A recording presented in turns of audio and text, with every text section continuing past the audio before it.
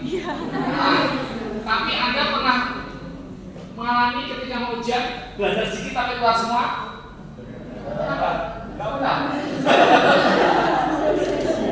Ya, saya itu ya ini sedikit cerita saja. Sedikit cerita. Jadi sebenarnya kita itu kalau kita itu lebih rileks, tenang, kadang ide yang muncul dan sebagainya itu ya sebenarnya ujian itu kan tidak harus kita menguasai semua. Kalau ujian ya jangan bilang ujian lagi ya. Dalilnya gini, katakan pas belajar yang dipelajari itu pas ujian keluar semua, nilainya kira-kira bagus kan?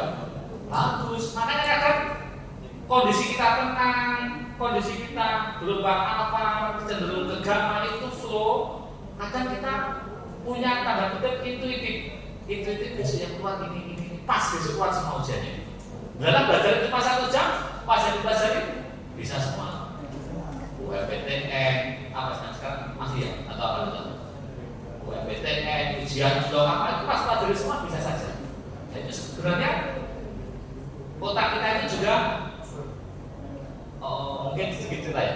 Anda pernah nggak alami misalnya yang direncanakan itu direncanakan detail ternyata berubah semua? Misalnya pernah, misalnya. Tapi sebaliknya pernah nggak Anda tidak merencanakan hanya pokoknya mengalir begitu saja dapat semua? Saya pernah mengalami dan sering. Dulu kalau saya nanti ketemu dosen jam segini enggak ketemu sama sekali dosennya. Tapi begitu pokoknya makan bismillah ketemu kampus, benar dosennya ada semua, tantangan semua dan sebagainya.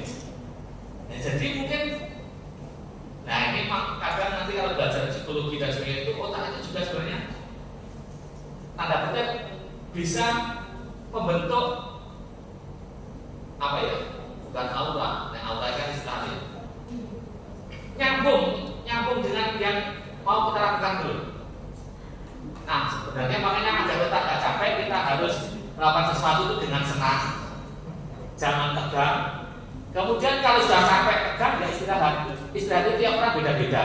Ada yang mungkin dengan ngobrol dengan keluarga, ngobrol dengan temannya, mungkin yang kos, mungkin telepon ibunya, telepon bapaknya, telepon adiknya misalnya, atau yang lain. Kemudian tadi jalan-jalan atau mungkin tidur. Tidur itu kira-kira kebutuhan manusia itu per hari berapa jam? Ya, teorinya 6 sampai 8 jam. Apakah harus 8 jam? Enggak. Karena sebenarnya tidur itu yang punya adalah berkualitas. Tidur yang berkualitas itu adalah deep sleep. Saya kira nih mahasiswa, Anda kalau bangun tidur fresh atau kesel? Berarti tidurnya agak berkualitas itu sudah itu. Tidur itu kalau bangun tidur fresh, seger itu dan tidurnya berkualitas, deep sleep. Nah, makanya sekarang kalau ada jam smartwatch itu ya, kan bisa melihat itu kira-kira deep sleepnya berapa lama, siklus tidurnya itu kan tiap 1,5 jam. Nanti kemudian berapa lama dia deep sleepnya dan fase-fase tidurnya itu. Kalau dia banyak terbangun, banyak apalagi tidurnya mimpi buruk, sesuk ujian, sesuk presentasi malah yang keluar soal ujian dan nggak bisa menjawab. Itu tidurnya sudah nyenyak itu. Tapi nanti tidurnya nyenyak, bangun fresh. Gampangannya seperti itu. Makanya banyak yang guru-guru saya dulu, senior itu, teman-teman spesialis dulu kalau tidur hanya 2 jam, 4 jam itu sudah fresh. Tapi nek tidurnya 8 jam, 10 jam, 12 jam tidurnya hanya dibab, tidak bisa tidur, malah itu tidurnya nggak berkualitas. Nah, otaknya nggak fresh. Bahkan termasuk deep sleep itu adalah tubuh kita meregenerasi sel-sel tubuh kita ini. Kalau kita tidurnya nggak berkualitas, makanya orang yang begadang, makanya jangan begadang. Padahal masih harus begadang. Itu salah satunya kan dulu ya kan yang itu kan kalau ada siklus jam berapa nanti dengan teknologi dan sebagainya. Kalau itu tidurnya kurang, cenderung misalnya anemia dan sebagainya, apalagi makannya tidak terjaga dan sebagainya. Makanya salah satu cara istirahat otak yang paling bagus adalah refreshing dan tidur. Itu. Atau saya tidur terus. Tidur yang berkualitas. Mungkin tidur berkualitas itu malah mungkin yang paling mungkin di ruang kuliah. Tidur itu saya ambil dengan ya. 15 menit fresh. Itu malah mungkin lebih bagus daripada Anda dibang tidur di tempat tidur nggak bisa tidur. Jadi kadang malah itu enggak. Makanya latihan tidur berkualitas. Bagaimana agar tidur berkualitas? Anda harus capek. Ya, aktivitas kalau nggak ada olahraga.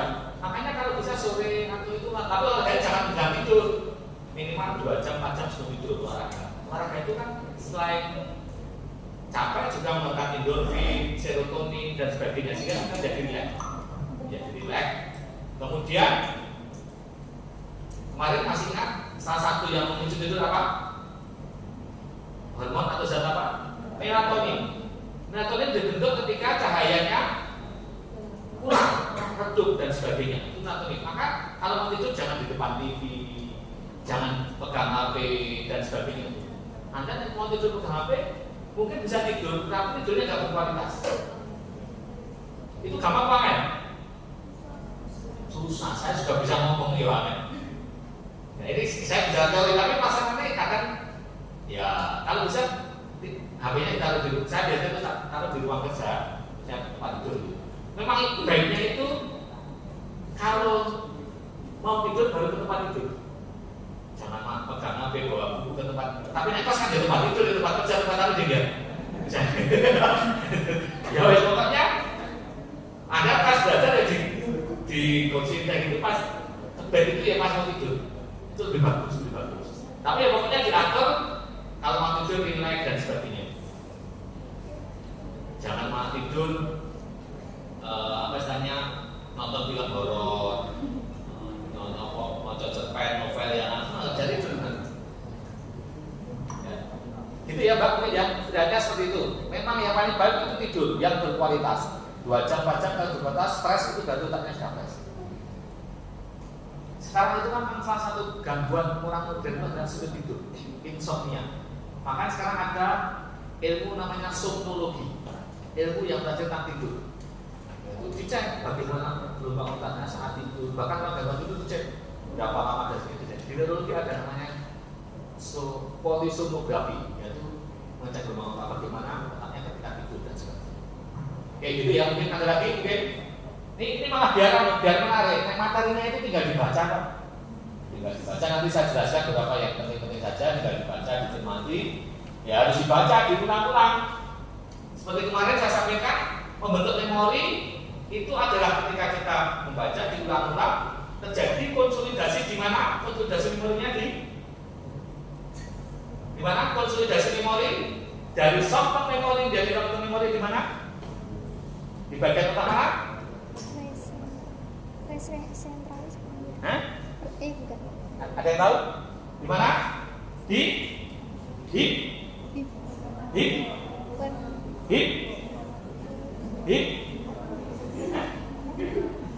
belum di hippocampus. Hippocampus. Kemarin kan ceritanya di biji itu. Kalau hippocampus rusak, akibatnya apa? Dia tidak bisa bentuk memori baru. Amnesia anterograd. Makanya dibaca sekarang, nanti sore dibaca, besok pagi diulang, 3 lagi diulang, itu nanti akan menjadi long term memori. Karena yang dibaca ini kan memori deklaratif, harus diulang-ulang. Ya, nanti kalau sudah menjadi memori jangka panjang jadi lebih kuat di situ. Memang harus diulang dan disesuaikan dengan konteksnya. Tidak bisa sekarang belajar sekali terus bisa paham apa itu ya sulit itu. Harus ulang-ulang dan sebagainya. Silakan, ada pertanyaan?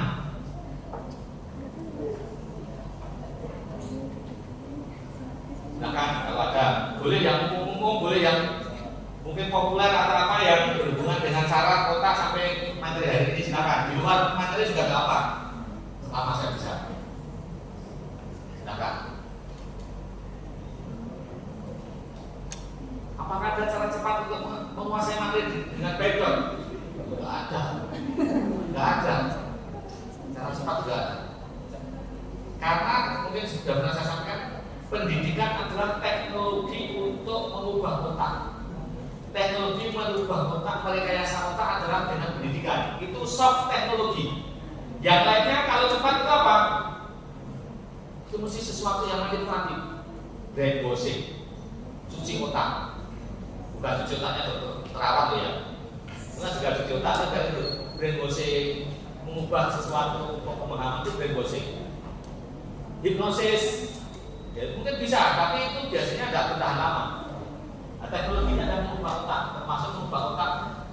Anda semua ini nanti menjadi seorang dokter yang punya kemampuan psikomotor, attitude, kognitif sebagai seorang dokter. Insya Allah 5,5 tahun lagi sudah otaknya sudah menjadi otak dokter, sehingga kemampuannya berpikirnya, sikapnya, emosinya, attitude-nya sudah sebagai seorang dokter. Oke, ada pertanyaan? Oke, kalau tidak ada lanjutkan aja kita medula spinalis.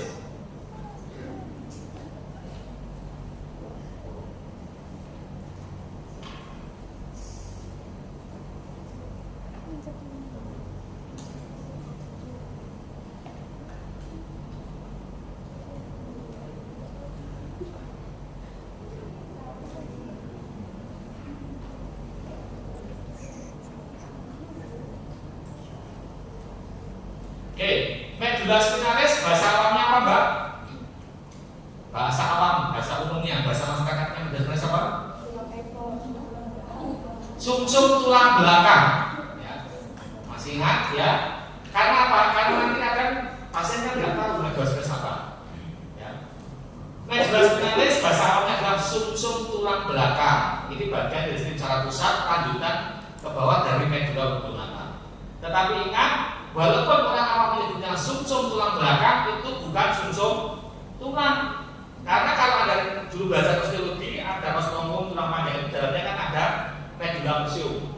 Itu sumsum tulang. Itu memang sumsum tulang, bagian dari sistem hematopoiesis, darah dan sebagainya. Kali ini adalah bagian dari saraf pusat, ya, bagian dari sistem saraf. Ya, medula spinalis terdapat dalam kanalis vertebralis, saluran pada tulang belakang berbentuk sedikit panjang. Nanti berakhir sedikit kurang lebih vertebral 1 atau 2. Ya. Menginervasi seluruh bagian tubuh kecuali yang mendapat penserapan dari nervi cranialis. Anda tadi sudah belajar dengan bentuk mainan, saraf tepi, anatomisnya dan nervi cranialis 12 pasang dan nervi spinalis 31 pasang. Ya, dengan penserapannya. Oke, ini adalah gambaran otak tampak dari mana, Mbak? Otak dan nervi tampak dari mana? Dari belakang atau posterior atau dorsal. Ya, ini adalah otak, secara dulu, kemudian fungsinya medula oblongata berlanjut sebagai medula spinalis. Medula spinalis berubah menjadi medula oblongata berubah menjadi medula spinalis melalui foramen apa? Cranium apa? Saya tahu apa, Mas? Saya tahu? Foramen occipitalis magnum. Ya kan masih ingat juga kan ada belajar cranium kan banyak lubang di sana. Ya. Salah satu yang lubang terbesar adalah foramen occipitalis magnum di basis kaki di bawah itu nanti tempat jalannya medula oblongata ke bawah berlanjut sebagai medula spinalis. Nah ini adalah salah skematis gambaran dari medula spinalis, kemudian ada gambaran medula spinalis in situ. Ini juga tampak dari posterior. Ini kalau lamina kolom vertebral dipotong, dan lepas nanti akan napas seperti ini. Medula spinalis tampak dari posterior. Ya. Ini di situ, ini adalah medula oblongata, foramen ventriculus quartus, kemudian ini medula spinalis. Cuma di kenyataan besok nggak sejelas ini ya gambarnya ya, substansia Grecia abadnya nggak jelas. Tapi ini salah skematis untuk memudahkan. Nanti dari medula spinalis keluar dari potongan radix anterior, kemudian motoris, dan posterior, radix posterior, kemudian solis dan sebagainya bergabung menjadi nervi spinalis. Kedudukannya di dalam kanalis vertebralis, ya di sini kecil, nah, kemudian keluar syarat-syaratnya ini nanti menjadi nervi spinalis, ya dan terus bercabang, ramus anterior dan sebagainya menuju seluruh bagian tubuh kita. Ini arahnya ini sejajar, ya sesuai dengan segmennya masing-masing. Ini yang C1 itu di atas C1 dengan atlas ya, nanti yang lainnya kalau yang bawah ini di bawah dari segmen masing-masing. Kemudian di sini karena medula spinalis itu perkembangannya lebih lambat daripada sistem skeleta atau skeleton kerangka tubuh kita, dia seakan-akan tertarik ke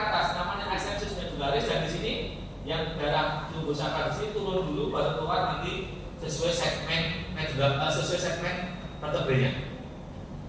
Nanti di sini nanti untuk gambaran seperti ekor kuda namanya cauda equina. Ini megasnya tadi tidak mengisi ruangan kurang berbaris setinggi filament setinggi lubang 1-2 berakhir membentuk semacam kerucut ya, kerucut atau runcing namanya konus medularis ya, konus medularis. Nanti berakhir setinggi pertemuan lubang 1-2. Dan ini penting nanti misalnya ketika dilakukan pengambilan sampel, yaitu pengambilan sampel pemeriksaan HCS, lubang fungsi atau kemudian anestesi spinal, tidak boleh dilakukan setinggi lubang 1-2 ke atas, tetapi harus sekitar di bawah lubang 1-2 ya, di sini.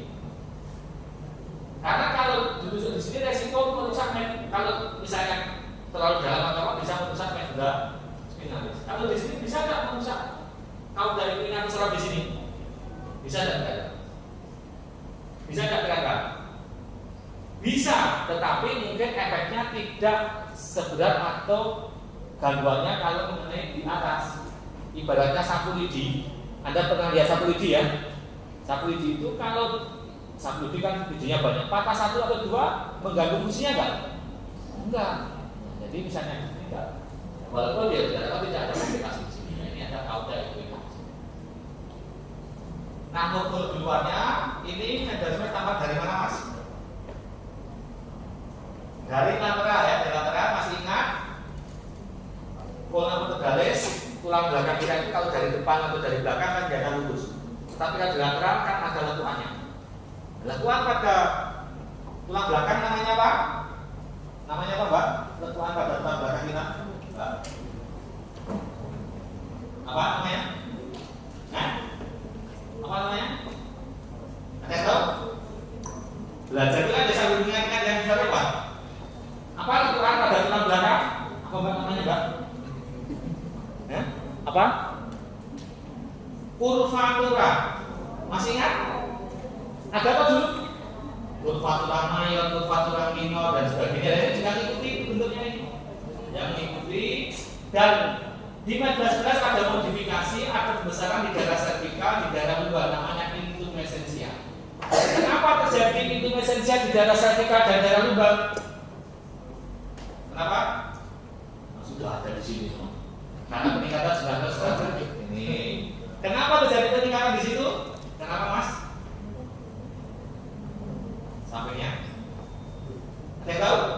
Karena berhubungan dengan aktivitas ekstremitas superior dan aktivitas inferior. Karena kita banyak bergerak dan sebagainya, sehingga kompensasinya meningkat di sini. Jadi intumesensia cervicalis dan intumesensia lumbalis. Tadi sudah saya sampaikan bahwa medula spinalis karena perkembangannya lebih lambat daripada skeletonnya, dia seakan-akan tertarik ke atas, namanya ascensus medularis. Nah, nanti seperti di otak, medula spinalis juga ada lekukan, tonjolan dan sebagainya, tetapi tidak serumit dan sekompleks yang di otak kita. Bentuk gambaran-gambaran nanti ada sulcus, atau visura, ada fasciculus dan sebagainya di sini ya. Yang di antara ya sulcus, mediatus anterior, dan sebagainya. Namanya sesuai dengan daerahnya dan sebagainya. Silahkan baca sendiri. Nah, nanti sesuai dengan fungsi masing-masing pada penampakan. Nah ini ya. Kalau skematis seperti ini ya, tentunya kalau nanti digambar dengan ini ya. Ini nanti ini substansia grisya, substansia apa? Substansia grisyanya nanti di depan korona anterior keluar pila-pila radix ya, menjadi komponen radix anterior baru komponen motoris. Yang posterior pila-pila nanti bentuk radix posterior komponen sensoris. Nah ini bentuknya substansia grisya, substansia apa yang di pinggirnya sesuai dengan daerahnya masing-masing, cervika, thoraca, lumbar, sakra dan sebagainya. Substansia biasanya di tengah bentuk berberat seperti berupa atau kuku-kuku yang di pinggirnya substansia antar. Berbeda dengan yang di otak. Kalau yang substansia bisa di otak dan di pinggir bentuk korteks ya, kecuali yang nuklei basalis kemarin. Ini bagian-bagian substansia grisanya di tengah tadi.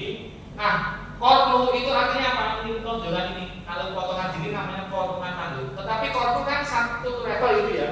Nanti kalau lingkar-lingkar gini kan membentuk suatu kolom tiang yang mana bentuk namanya kolumna. Jadi kornu itu kalau hanya ini namanya kornu anterior. Tapi kalau kornu itu kan terus sambung ke atas bawah itu membentuk namanya kolumna anterior, kolumna posterior. Demikian juga nanti di beberapa tempat ada kolumna atau lateralis, itu yang bentuk komponen otonom simpatis. Masih ingat tadi Dr. Mana menyampaikan badan sel neuron pertama atau badan neuron preganglion simpatis itu terdapat di cornu lateral medula spinalis segmen thoracolumbar.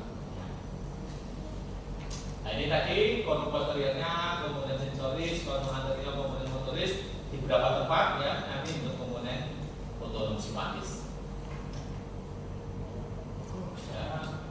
Nah, substansi banyak di luar nanti bentuk bangunan-bangunan namanya fasciculus ya, bentuk traktus baik ascendent yang naik sensoris dan descendent maupun yang motoris.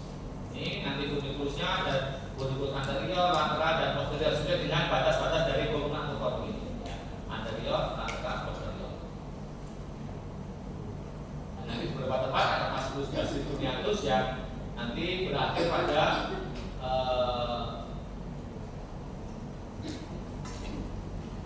traktus, fasciculus dan cuniatus. Ini tadi gambaran-gambaran di medula spinalis sesuai dengan dadanya cervical sampai dengan sakral. Apa fungsi medula spinalis? Mentransmisikan informasi dari tubuh ke otak dan juga membawa dari otak ke tubuh kita. Ya, sampai nanti dari berinovasi motorik dan pusat refleks. Pusat refleks itu refleks fisiologis, misalnya refleks bisep, patella, dan termasuk refleks misalnya kita kena terbakar, misalnya dari itu kan langsung refleks sudah. Yang refleks itu dari sensoris, interneuron langsung motoris. Beda kalau kita melihat atau yang sensoris tadi sampai ke otak, diinterpretasi sampai baru ke efektor. Oke, ada yang pernah mendengar istilah ini? Apa UMN, apa LMN? Apa? Pojok garis ketiga, apa Mbak UMN? Sampingnya? Ada yang tahu? Yang bertiga, yang baju hitam semua. Apa? UMN apa? Apa Mas? Nah? Upper? Oh ya, upper motor neuron. Kalau LMN, lower motor neuron. Ini nanti mungkin kalau di secara anatomi memang tidak dipelajari ya, tetapi nanti Anda akan banyak menemui di kasus klinis. Nanti di neurologi dan sebagainya akan sering tertemu istilah upper motor neuron, lower motor neuron. Karena nanti secara klinis berbeda kelainan karena kerusakan upper motor neuron atau lower motor neuron. Kalau upper motor neuron kerusakan di atas itu mungkin kelumpuhannya spastik, refleks patologis positif dan sebagainya. Ya, kebalikannya nanti ya. Jadi UMN itu dari otak sampai dengan di medula spinalis di sini namanya adalah upper motor neuron. Nah, dari cornu anterior ke perifer sampai ke otak namanya lower motor neuron. Itu istilahnya seperti itu. Nanti ini berkaitan dengan klinis, apa bedanya kelainan UMN, apa bedanya kelainan LMN. Nanti akan mengetahui bersama. Ini mungkin kira-kira aplikasinya apa? Pengetahuan tentang ini. Ada pernah dengar istilah trauma tulang belakang? Trauma tulang belakang atau implikasinya apa? Bisa merusak medula spinalis. Hati-hati, mungkin punya adik kecil atau zaman Anda SD tingkat dulu sok main dengan temennya mau duduk ditarik. Pernah? Atau pernah lihat? Itu hati-hati duduk itu bisa merusak trauma tulang belakang, bisa mencederai medula spinalis.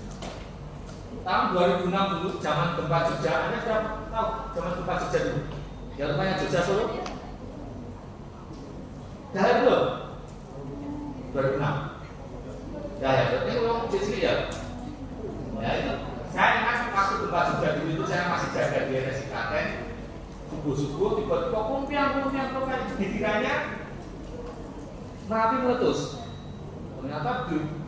Saya jaga dekat ICU, di ICU itu sudah murah-maling itu. Kemudian ke depan di UGD sudah banyak pasien. Nah pasien saya itu apa? Banyak yang mengalami cedera tulang belakang. Karena apa? Pasien itu sudah duduk atau tidur kejatuhan tembok, kejatuhan bladar itu loh.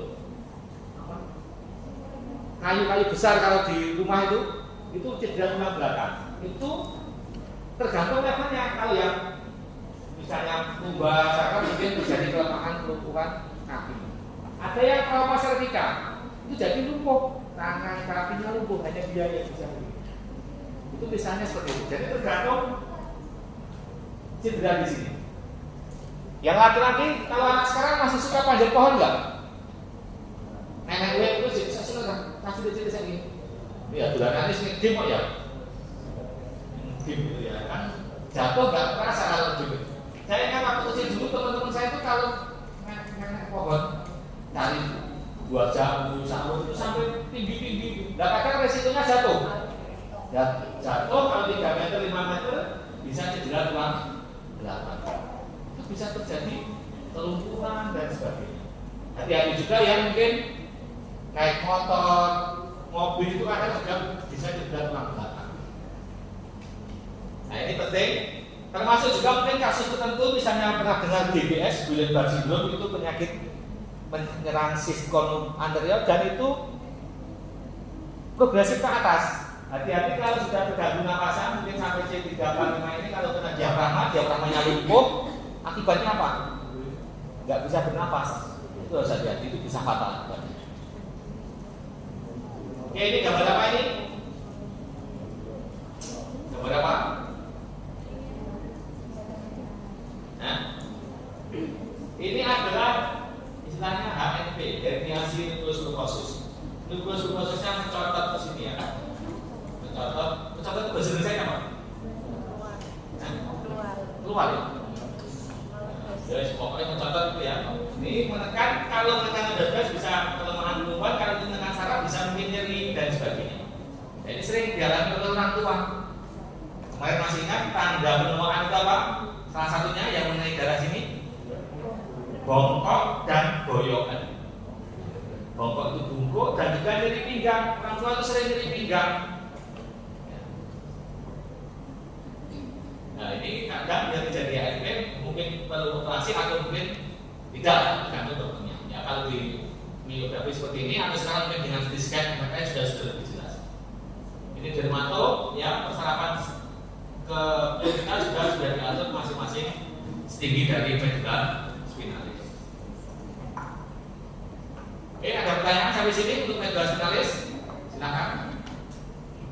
Silakan. Besok praktikum dilihat seperti apa medula spinalis, langsung yang kita mendapat dan langsung mengutak medula spinalis, ada yang mungkin sudah tersendiri. Ya, silakan besok dilihat. Silakan kalau ada pertanyaan.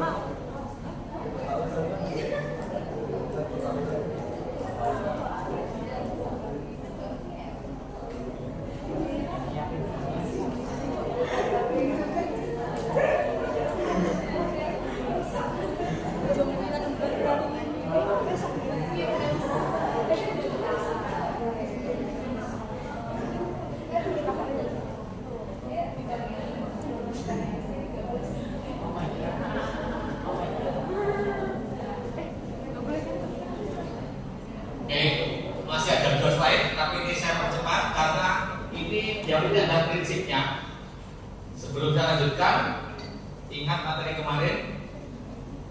Ada berapa jenis serabut yang menghubungkan antar berbagai daerah di otak kita? Berapa? Berapa? 3. Oke. 3 apa semua? 3. Apa saja? 1 apa Mbak? Untuk neuron. 1 apa sampingnya? Apa? Proyeksi. 1, 2 asosiasi, 3 komisura. Ya, masih ingat ya? Jadi serabut komisura hubungan antara otak kanan dan kiri, gampangnya seperti itu.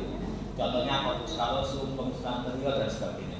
Asosiasi hubungan antara titik 1 dan titik yang lainnya, tapi di sisi yang sama. Fasciculus arcuatus, fasciculus superior misalnya. Ya. Proyeksi hubungan antara otak atau saraf bagian atas dan bagian bawah atau sebaliknya. Nah, sekarang kita akan bicara jalas motorik dan jalas sensorik. Ini termasuk serabut apa? Serabut proyeksi. Ya, sebagai besar serabut proyeksi. Jalas motorik dan sensoris. Jadi nanti bentuk namanya bentuk-bentuk ini bentuknya traktus atau fasciculus, ada 2 yaitu ascendent dan descendent. Ascendent naik menuju ke otak berarti afferent bersifat sensoris. Descendent turun dari pusat ke pusat ke bawahnya, descendent efferent atau motorik. Ini bedanya seperti ini. Kalau sudah tahu prinsip ini nanti bacanya mudah. Nah, karena penamaannya menunjukkan asal dan akhirnya. Corticospinalis dari cortex ke medulla spinalis. Spinothalamikus dari medulla spinalis ke thalamus. Dari corticothalamus descendent ascendent. Descendent. Jangan gitu, gampang kan? Ya. Spinothalamikus ascendent ke descendent. Ascendent. Jangan gitu ya. Akan ascendent berarti kan sensoris dan sebagainya. Seperti itu. Nah, ini ada lihat, ini ada yang sensoris, ini adalah dari bawah ke atas. Ini adalah untuk misalnya sensoris yang umum ya di kulit misalnya ya, untuk nyeri, suhu, tambahan, tekanan, persepsi. Kemudian nanti neuron pertama berganti neuron menuju thalamus, kemudian menuju ke korteks cerebri. Misalnya untuk nyeri di bawah cabut pertama berganti neuron menuju thalamus, korteks cerebri. Korteks cerebri berakhir di gyrus apa? Gyrus apa Mbak? Pojok 2. Gyrus sampingnya ada yang tahu? Gyrus apa? Gyrus apa Mas? Sampingnya ada yang tahu?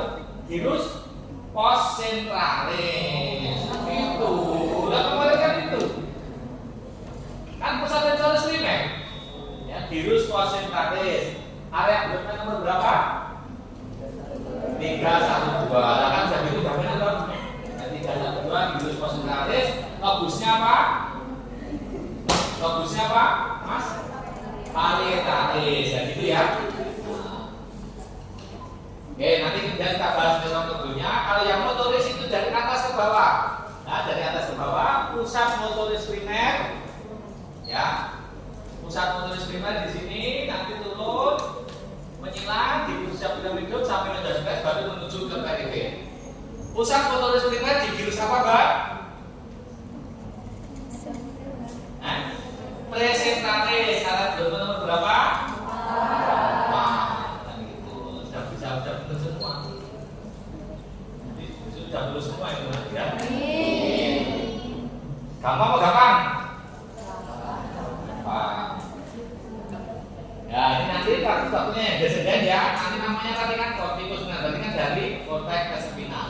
Reticulus dari formasi retikulis ke spinal, ke medulla spinalis dan sebagainya. Silakan nanti dibaca ini nama-nama jalasnya, pelan-pelan dibaca, fungsinya, asalnya, penyilangnya di mana, tujuannya. Nah, secara organisasi nanti traktus descendent itu ada neuron tujuh 1 dari korteks sensoris, korteks motoris tadi. Nanti akan berjalan descendent ke bawah, kemudian menyilang di decussatio piramidum setinggi medulla oblongata, 90% menyilang, ya 90% menyilang, nanti turun ke bawah, berganti neuron di sini, ya berganti namanya neuron neuron internusa atau interneuron di sini, kecil sekali ini. Ini ada neuron kedua. Kemudian berganti neuron di konum anterior medullaris baru menuju ke efektor, misalnya ke otot. Nah ini ada neuron rodo 3, rodo 1 dari otak sampai ke medullaris. Berganti neuron 2 di sini, ini ada neuron rodo 2, rodo 3-nya dari konum anterior menuju ke baliknya. Oke, ini traktusnya, contohnya tadi traktus corticospinalis untuk gerakan-gerakan volunteer, terutama untuk ekstremitas ya, untuk gerakan tangan, kaki kita dan sebagainya. Ini masih ingat kemarin namanya apa? Gambaran yang menunjukkan daerah-daerah di sini untuk motorik namanya homunculus motorik. Ya. Nah, ini reticulus spinalis, nanti dari formasi verticalis misalnya dan sebagainya. Ya, silakan dibaca sendiri. Oke.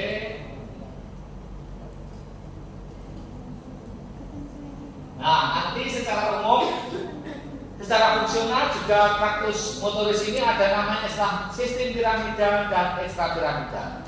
Piramidal itu terdiri dari komponen corticospinalis dan corticobulbaris ya, dari menuju ke batang otak. Kemudian yang lainnya adalah traktus ekstrapiramidal sesuai dengan fungsinya masing-masing. Oke, sekarang yang terakhir adalah traktus atau jarak sensoris.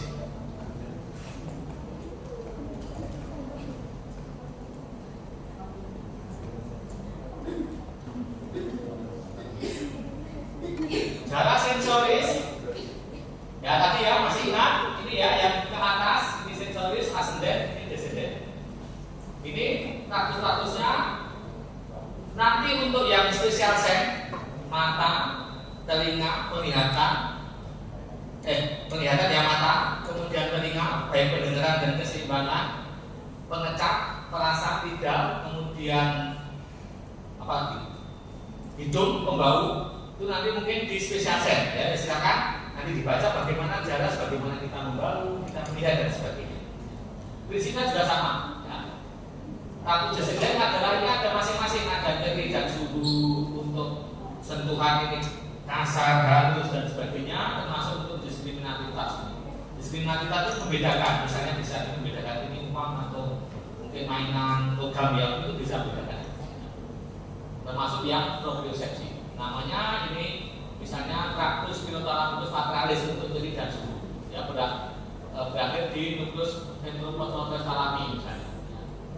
Nah ini prinsipnya seperti ini ya, dari bawah berganti neuron di ganglion radiculosalis atau ganglion kaki posterior, kemudian naik turun dulu, kemudian ada yang menyerang, kemudian ini menuju ke thalamus, baru dari thalamus menuju ke cortex cerebri, menuju ke area 312 atau di virus post centralis. Ini traktus-traktusnya, traktus spinothalamikus laterales untuk nyeri dan suhu misalnya. Spinothalamikus anterior, ya silakan dibaca masing-masing. Oke, sekarang saya ada pertanyaan. Yang bisa menjawab saya beri nilai 5 untuk tambahan responsif. Ya, nanti kalau nilainya sudah 5 jadi 100. Oke, siap? Ya, pertanyaannya ada 2. A dan B. Nek jawab A itu siji ya 2,5. Nanti yang jawabnya 3 orang ya 2,5 dibagi 3. Kadang ada yang rembukan. Jawab bersama. Oke. Misalnya saya tunjuk di lengan bawah. Mantap brachium. Saya tunjuk di sini. Sensasi nyeri dari daerah yang ditunjuk itu ya. Ya sekarang pertanyaan gini, badan sel neuron pertama sensasi nyeri daerah yang ditunjuk terdapat di mana? A. B. Apa nama jaras yang membawa sensasi nyeri tersebut yang berakhir di korteks cerebri? B. Silakan yang mau menjawab angkat tangan. Angkat tangan, sebutkan nama 5 poin. Nah, nanti kalau nilainya 85 jadi 90. Silakan angkat tangan. Oke, saya ulang. Ditunjuk dengan bawah. Badan sel neuron pertama yang membawa sensasi nyeri dada yang ditunjuk terdapat di mana? A ya. B. Apa nama jaras yang membawa sensasi nyeri tersebut yang berakhir di korteks cerebri? Ya, silakan. Yuk, 5.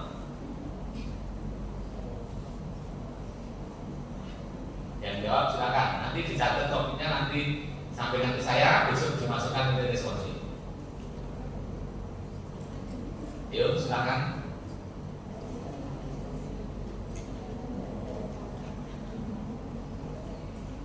Satu. Kan kalau responsi itu satu saja. Ini sudah 30 detik. 1,5. Ya, silakan Mas. Ya, namanya siapa? Hah? Ibu. Namanya? Oh, Ibu. Ya, silakan. Kalau yang A posterior root ganglion, terus kalau yang B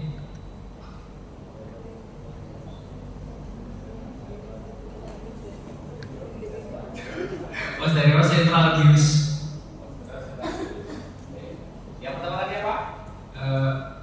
Posterior root ganglion. Bahasa anatomi siapa? Itu kan bahasa Inggris. Apa? Nah, ada yang mau coba ya? Belum cepat. Masih ada kesempatan. 5 nilai. Silakan siapa yang mau coba? Masih baik? Meh, tapi belum cepat. Namanya siapa?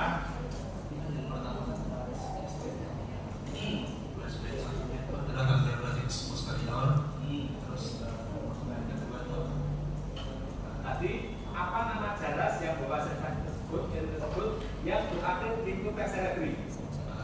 tragus tragus pateralis. Ya, mantap. Oke, namanya siapa? Hatta. Hatta. Muhammad Hatta. Ya, Hatta. Oke. Hatta ini jawabannya betul yang pertama. Ya, di ganglion radix posterior atau ganglion radix dorsalis. Betul ya? Ini jawabannya mau dipakai berempat atau cewek? Nah, cewek pakai tulis 2,5. Satu kelas itu cuma seperberapa loh. Ya, 2,5 untuk Hatta ya. Oke, kalau jawaban yang kedua, jaras yang bawa sensasi nyeri yang berakhir di gyrus atau di korteks cerebri, namanya apa? Hah?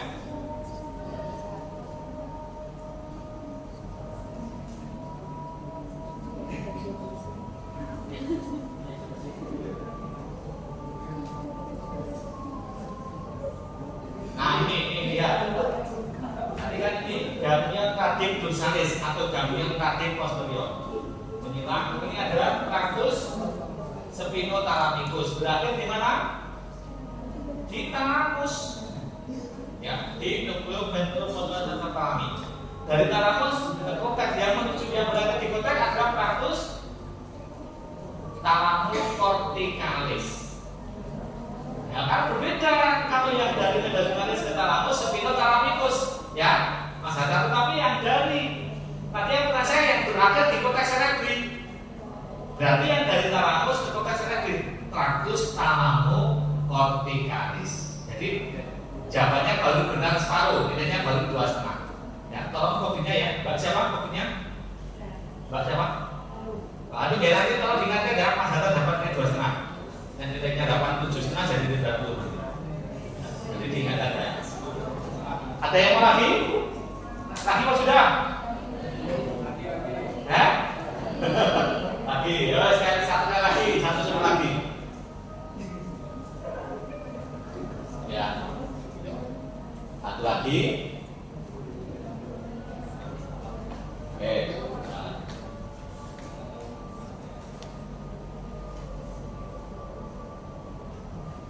Apa ya? Oh ya.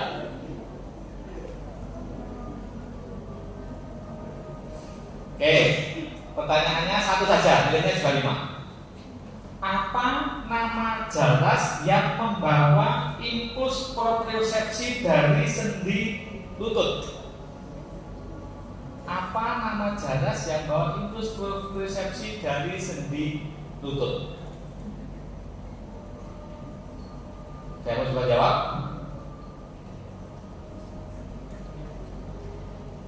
Silakan.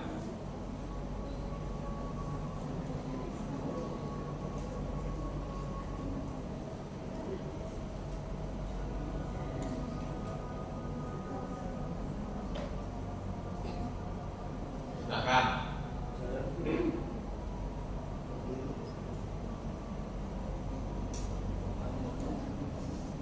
Sudah 30 detik.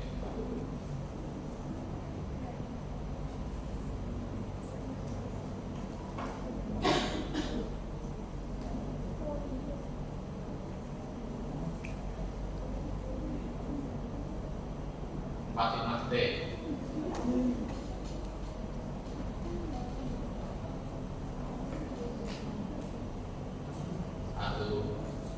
Ya. Namanya siapa? Sahdan. Sahdan. Ya. Apa namanya? Kolumna dorsalis posterior. Kolumna dorsalis posterior. Kurang tepat. Bagian dari itu. Oke. Saya mau jawab. 1, 2, ya, yo. Siapa namanya? Amin. Ya. Namanya.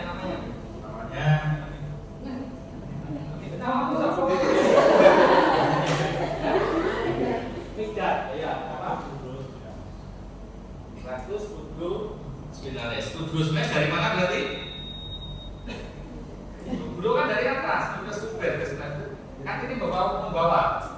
Ya, kurang tepat. Tapi sudah bagus untuk menjawab. Satu lagi kalau ada yang mau menjawab. 1, 2. Ya. Namanya siapa? Namanya Ivy. Dari Vasiculus Ivy. Ivy, ya. Dari Vasiculus cuneatus. Yakin? Ya. Jawabannya Vasiculus gracilis. Kalau dari bawah itu gracilis. Ya toh? Iya, gracilis yang bawah tadi. Ya, nggak apa-apa. Sudah bagus. Paling nggak sudah tahu. Tadi Mbak Sandra tadi sudah masuk. Tapi itu sistemnya. Ya, sistemnya kalau Vasiculus statusnya adalah Vasiculus gracilis. Oke, nggak apa-apa. Lagi mau cukup? Ya cukup ya. Sudah jam 3 saya ada saran. Nah itu tadi pokok-pokoknya. Silakan detailnya dibaca, diulangi. Dengan diulangi tadi kamus kita bekerja menjadikan long term memory. Yang penting belajarnya harus senang, enjoy. Jangan buat stres, nanti mudah capek otaknya. Unlimited tapi harus senang. Dengan belajar seperti ini sedikit nanti gitu ya. Nah contoh di sini kan ngasih aja skill WK-nya. Gitu. Pokoknya jangan takut, jangan takut, jangan malu dalam belajar. Tanya pada siapa yang bisa belajar. Anda bisa belajar kelompok nggak? Ada tutorial terus silakan belajar kelompok kan? Belajar ya. Oke, saya kira cukup sekian hari ini. Terima kasih. Saya masih ada satu lagi di judul itu, judulnya sama dengan hari ini. Tetapi harusnya itu adalah vaskularisasi, meninges dan LCS. Ya, jadi nanti materi disesuaikan. Ya. Kalau ada Senin depan. Nah, lagi terima kasih. Semoga bermanfaat. Jangan lelah, jangan bosan belajar. Mumpung masih semester 1, enjoy. Harus bahagia. Karena kalau nggak bahagia nanti hormon stresnya yang meningkat nanti. Terima kasih sekali lagi. Assalamualaikum warahmatullahi wabarakatuh. Aku pencet ya.